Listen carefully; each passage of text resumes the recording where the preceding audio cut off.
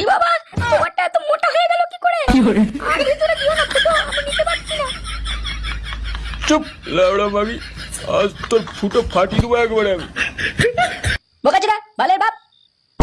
এ কি, তুমি এখানে? তাহলে এটা কে? বাবা, এ কি, আপনি এ কি করলেন?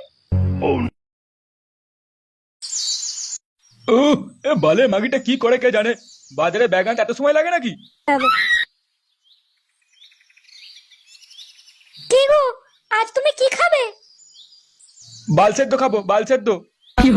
মামা, সেটা আবার কি? কোনোদিন বাপের জন্মে বাল সেদ্ধ খেয়েছো?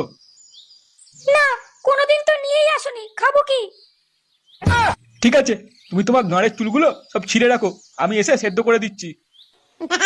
দেখো, মুখ সামলে কথা বলো বলে দিচ্ছি। বাড়াচ্ছি তো মাগি, হাতির মতো মোটা গাঁড় নিয়ে নড়তে পারে না, আবার আমাকে বলছে।